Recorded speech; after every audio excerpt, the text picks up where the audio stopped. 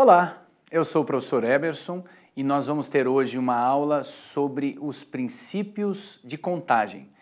E é uma coisa importante porque a escolha do presente que você deseja ganhar no Natal, a decisão de uma grande empresa quanto às alternativas de investimento ou a seleção do time titular do próximo jogo são decisões que na maioria das vezes estão relacionadas a uma grande quantidade de escolhas ou de possibilidades.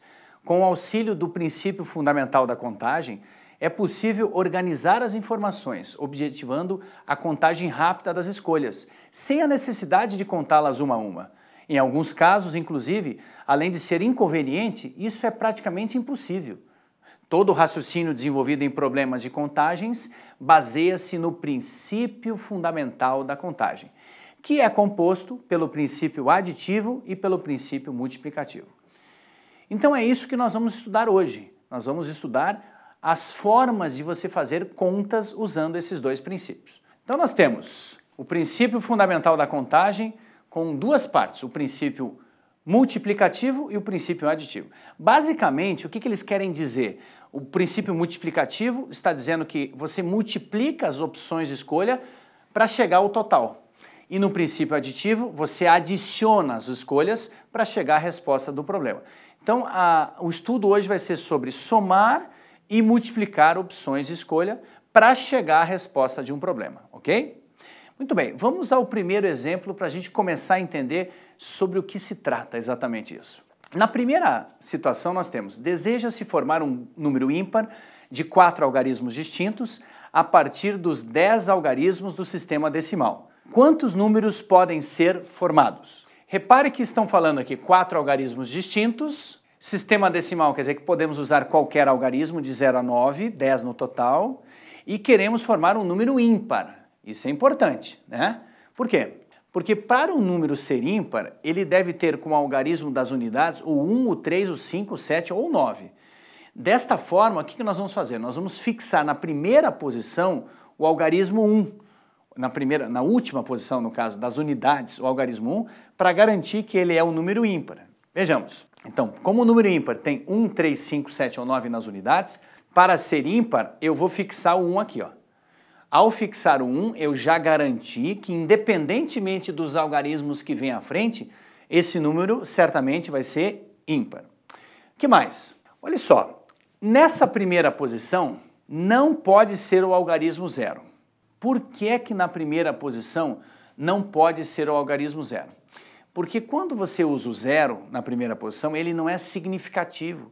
Ou seja, se eu incluísse o 0 várias vezes, ele não seria considerado, porque senão você ia considerar vários algarismos sem que o número tenha tudo isso, né? Por exemplo, o número 0,23, quantos algarismos tem? Tem 2 e o 3, não dá para falar 0,23 tem 3, né? Ou outro exemplo, 0,376, quantos algarismos tem? Tem 3, não vai contar o 0. Mas se o 0 não tiver na primeira posição, 3076, aí pode, ou seja, aí você considera se não for na primeira. Agora, isso é para formar um número, né? Se, por exemplo, eu estiver formando uma senha do cartão do banco, um código do cadeado, a carteirinha, ou sei lá, da biblioteca, qualquer tipo de registro, aí o 0 pode. O CPF pode começar com 0, por exemplo, o RG, ou seja, o 0 ele é significativo para registros, mas para um número não pode começar com 0. Aliás, só pode começar com 0 um caso só, quando for o próprio 0, 0. Um algarismo só, o 0. Aí sim, é o número 0. Agora, escrever alguma coisa após isso, mais algarismos, aí não pode. Só na primeira posição, certo? Então o que nós vamos analisar? Se na primeira posição do número, né, não pode ser o 0, nós vamos ter 8 opções de escolha. Por que 8? Porque nós temos 10. Como os algarismos têm que ser distintos, uma vez fixado um aqui não pode ser o algarismo 1. E também não pode ser o algarismo 0.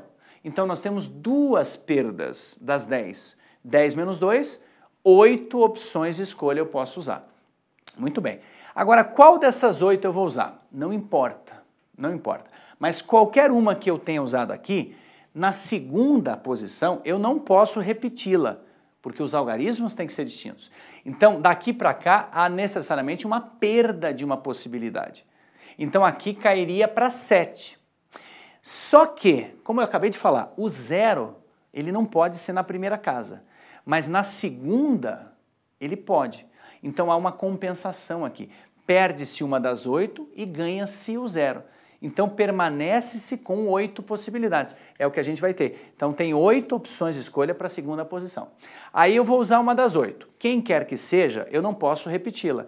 Então daqui para cá eu vou perdê-la. Então eu vou ter uma opção a menos para a próxima, ou seja, eu vou ter 7 opções de escolha. Agora, para cada uma dessas 8, eu tenho 8 aqui.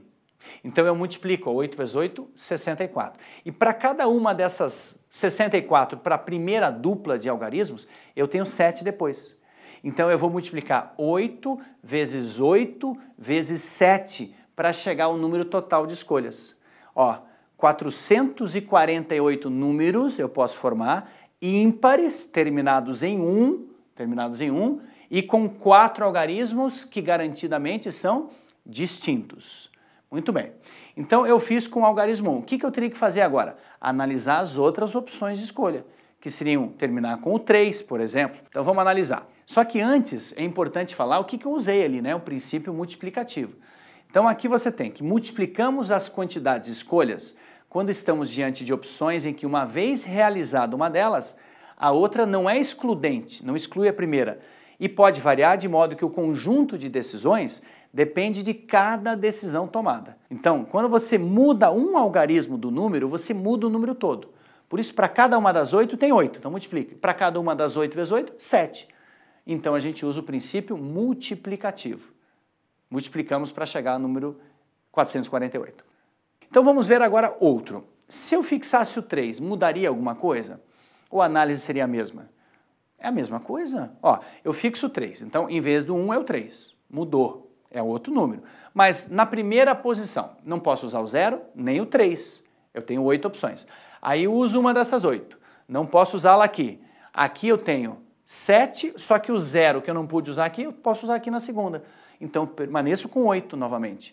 Aí eu uso uma das 8, não posso usá-la aqui, 7. E portanto 8 vezes 8 vezes 7, pelo princípio multiplicativo, eu tenho 448 números novamente. O que você acha que vai acontecer se eu fixar o 5 aqui, que é outra opção para ser ímpar? Eu não vou obter 448 também? E se eu fixar o 7 aqui? Também 448 opções. E se eu fixar o 9, que é o último e maior ímpar? 448. Então veja, ó, eu tenho 448 com o 5, com o 7 e com o 9. Muito bem, mas eu tenho também com 1 e com 3. Então como é que eu vou fazer agora para calcular o número total de números ímpares? Nós vamos fazer o seguinte, ó. Eu tinha 448 com 1, 448 com o 3, 448 com o 5, 448 com o 7 e 448 com o 9. Como eu posso usar o 1 ou o 3 ou o 5 ou o 7 ou o 9, opções separadas, né, independentes, ou seja, cada tipo de número é uma nova hipótese para você considerar o outro.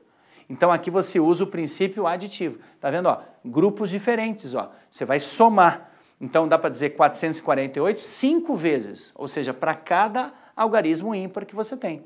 448 vezes 5, a resposta. 2.240 números no total, todos eles ímpares, de 4 algarismos distintos, formados pelos algarismos do sistema decimal. Você acabou de ver o uso do princípio multiplicativo para cada modelo e aditivo para a gente somar as opções de escolha. Então, vamos organizar. O princípio aditivo, quando é que você usa? Adicionamos as quantidades de escolhas quando estamos diante de opções excludentes, de modo que uma mudança de opção está associada a uma nova hipótese de escolha.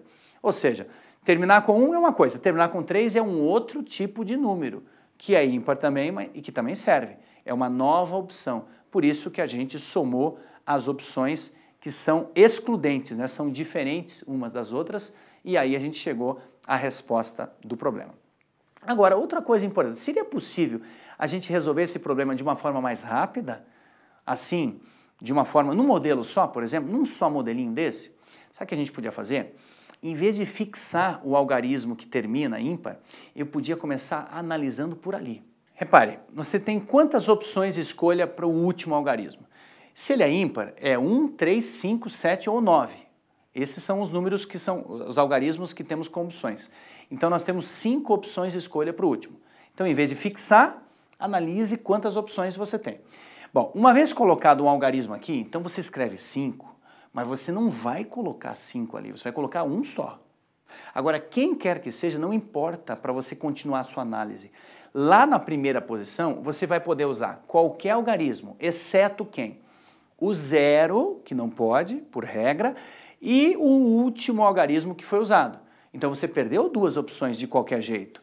Então você vai ter quantas opções? Você vai ter 8 opções, né? Então 8 opções para cá, aí você usa uma delas. Aqui tem 8 de novo, aqui você tem 7, e multiplicando 8 vezes 8 vezes 7, você vai ter 5 opções aqui.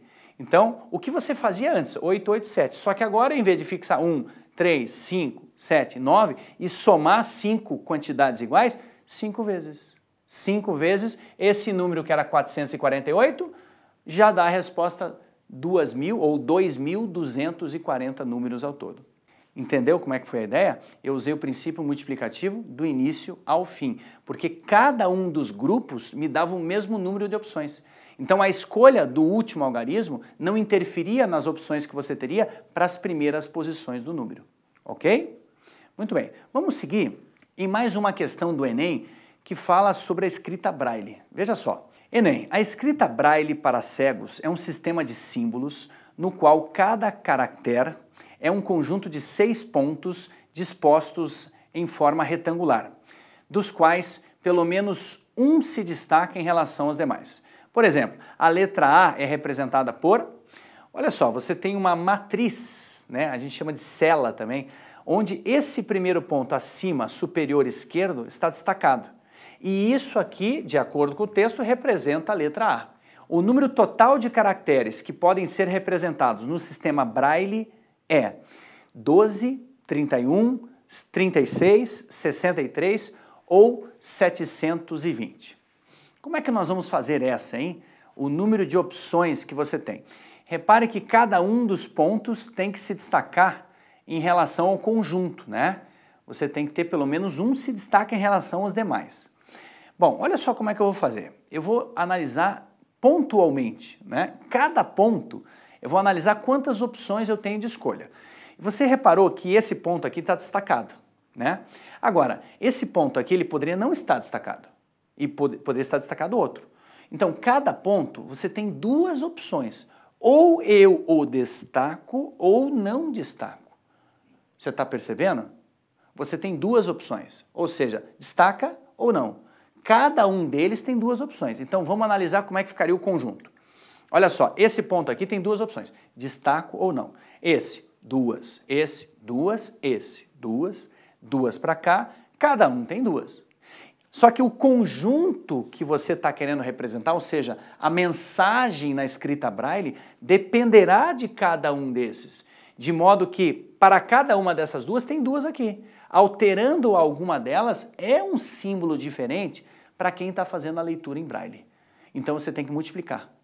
Para cada uma dessas 2 tem 2, depois 2, 2, 2, 2 vezes 2 vezes 2 vezes 2 vezes 2, multiplique.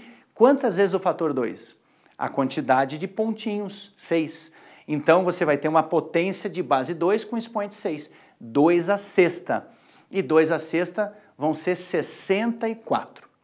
Agora raciocina comigo. 64 é a quantidade total que eu posso destacar ou não. Mas o texto diz que pelo menos um se destacaria em relação aos demais. Então a gente está entendendo nesse tipo de frase que se você não destacasse nenhum deles, você não teria um símbolo de leitura. Ou seja, a gente não tem um símbolo se nenhum deles é destacado. E nenhum deles é destacado é um único símbolo. Então desses 64 aqui, um único símbolo não houve destaque em nenhum deles. Então a gente tem que descontar esse para que tenha pelo menos um destaque em relação aos demais. Então a gente vai ter 64 menos 1 e, portanto, 63. Então são 63 códigos ou maneiras na escrita Braille que a gente poderia destacar. Agora, uma coisa que ficou aí meio que inerente, né? A gente marcou 63, o gabarito inclusive é a letra D, né? 63, mas a gente considerou nesse problema que todos eles destacados seria um símbolo, né? E o texto, pelo que a frase diz, né, pelo menos um se destaca em relação aos outros. Se a gente destacasse todos eles, que destaque que um teria em relação aos outros? Nenhum destaque. Então, a gente acabou considerando, porque se eu fosse rigoroso com esse texto, talvez eu marcasse 62, se tivesse alternativa para isso. 64 menos 1. Nenhum destacado, menos 1, todos destacados. Mas como não tinha, a gente considerou então que o destaque de todos eles é sim um símbolo e, portanto, a gente não excluiu essa possibilidade.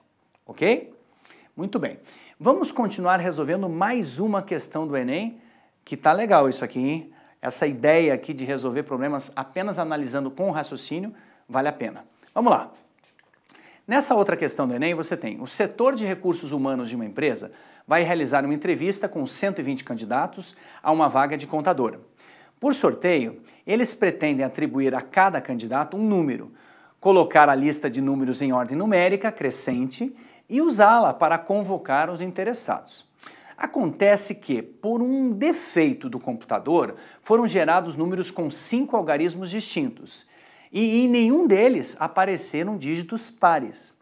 Em razão disso, a ordem de chamada do candidato que tiver recebido o número 75.913 é alternativa A, 24, B, 31, C, 32, D, 88 ou E, 89. Observe então que a gente está diante de uma situação que a gente tem uma sequência em ordem de números crescente até chegar ao número 75.913. Em que ordem ele apareceria se a gente só utilizou os algarismos ímpares? Então nós vamos fazer assim, nós vamos começar em ordem crescente com os primeiros números que são os menores, são aqueles que começam com 1. Então nós vamos fazer um modelo e vamos contar quantos números começam com o algarismo 1. Repare. Então, o número procurado é 75.913. Então, fixado o número 1, algarismo 1 na primeira posição, qualquer número que eu possa escrever com qualquer ordem dos demais algarismos ímpares, certamente virá antes desse aqui, pois é menor do que ele. Então, fixado 1, eu tenho 4 opções, que são os outros 4 algarismos ímpares, porque o 1 foi fixado. Usado um deles, eu tenho 3 opções, depois tenho 2 opções, depois tenho uma opção. Vai diminuindo porque à medida que eu vou escolhendo, eu vou perdendo a opção de escolha. Então, usando o princípio multiplicativo, eu tenho 4 vezes 3 vezes 2 vezes 1, 24. Então, usando esse princípio multiplicativo, a gente descobriu que são 24 números formados por algarismos ímpares, todos eles começados com o algarismo 1 e, portanto, menores do que os 75.913. Tá, agora, como é ordem crescente, até chegar a esse número, eu preciso contar outros números que vêm depois. Então vamos continuar. Iniciando com o algarismo 3, também vai ser menor que 75.913, né? Aí o que eu vou ter aqui? Eu vou ter 4 opções para cá, excluindo-se o 3, tem 4 opções. Depois 3, depois 2, depois 1. Multiplicando, você vai ter outros 24 números formados com o algarismo 3 no início, que vem antes, né? Que antecedem os 75.913. E vamos avançando. O que mais que a gente tem? Iniciando com o algarismo 5, vai ser menor que 75.913? Vai ser também. Então o que eu vou ter aqui? Eu vou ter 4 opções, 3, 2 e 1. De novo, vou ter mais 24 números começados com 5 e, portanto, menores do que 75.913. Vamos avançar. Depois do 3, depois do 1, do 3, do 5, o que vem agora? Os que começam com 7. Agora pense um pouquinho aqui comigo. Ó. Se eu começar com 7, qualquer número que começa com 7 vai ser menor do que esse aqui, 75.913? Não, nem todo. Então você tem que fazer o quê? Tem que subdividir a conta, especificando o próximo algarismo, que tem que ser o menor, porque a ordem é crescente. Então vamos tentar com 1. Então fixando o 7 e o 1, esse número vai ser menor do que 75.913? Agora vai, porque é 71.000 e esse é 75 e mais alguma coisa. Então, se já está garantido que com 71 é menor do que o nosso, a sequência dos últimos 3 pode ser arbitrária, de qualquer jeito, aleatória. Então eu tenho 3 opções para cá, excluindo-se o 7 e 1, os outros 3 algarismos ímpares. Depois eu tenho 2, depois eu tenho 1. Ou seja, eu tenho um total de 6 números que eu posso formar, começados com 7 e 1. Mas não é só com 7 e 1, o que mais que a gente pode ter? com 7,3. Não pode ser também menor do que 75.913? Pode. Então eu vou ter 3 opções para cá, fora o 7 e o 3, 2 e 1. 3 vezes 2 vezes 1, pelo princípio multiplicativo, eu obtenho 6. Muito bem. Se a gente já contou agora com esses números, agora vamos avançar. Depois do 7 e 3, que é 73 mil alguma coisa, o que viria depois? Vamos ver. Você tem 7, 5, 75. Agora pense comigo, 75 é igual a esse início 75.913, de modo que eu não posso começar a analisar aqui sem especificar. Então tem que ser 75 mil e quanto? E 100 é o menor de todos. Então fixando um aqui, eu tenho um número menor que esse. Aí eu tenho 2 opções para cá, já que já foram 3 usados, depois 1. Multiplicando, 2 vezes 1, 2. Depois do 751, eu tenho 753. É outro número que vem logo depois. Tenho 2 opções para cá e uma para cá. 2 vezes 1, 2. Muito bem. Depois disso, eu tenho 75. Bom, aqui já foi 1, já foi 3. 5 não pode porque já tem antes. Se 7 já foi usado, então aqui só pode ser 9. Depois do 9, só pode ser o menor 1, depois o 3. Ou seja, o próprio número procurado surgiu. Isso acontece porque não existia outro além dele depois do último modelo que a gente analisou. Então, até ele, quantos números a gente teve que contabilizar? Vejamos. Foram 24 números começando com 1 no primeiro modelo, mais 24 começando com 3, mais 24 começando com 5. Depois nós tivemos 6 números começando com 7,1, 6 números começando com 7,3, 2 números começando com 7,51, mais 2 números começando com 7,53. E o número procurado, 75.913, enfim, apareceu. Bom, até lá, o que a gente tem que fazer para descobrir a posição dele, a ordem dele? Vamos adicionar. Então, 24 mais 24 mais 24, mais 6, mais 6, mais 2, mais 2, mais 1, para contá-lo, você tem 89. Portanto, 89, a alternativa E é a resposta do problema. Você percebeu então que esse assunto aqui é um assunto que exige análise, né? Uma leitura muito boa para começar e muita atenção dos detalhes do problema. Isso faz toda a diferença. Uma outra dica que eu posso te dar quando você vai resolver problemas de contagem é sempre começar por aquela parte mais importante, mais restritiva, porque se você adia essa dificuldade, você pode fazer com que essa dificuldade aumente para o final e você tenha uma séria dificuldade para o final. Então procure organizar o problema, ler com muita atenção e resolver o que é prioritário para você ter sucesso nessa parte. Certamente isso vai te ajudar bastante na prova do Enem. Um grande abraço e até a próxima.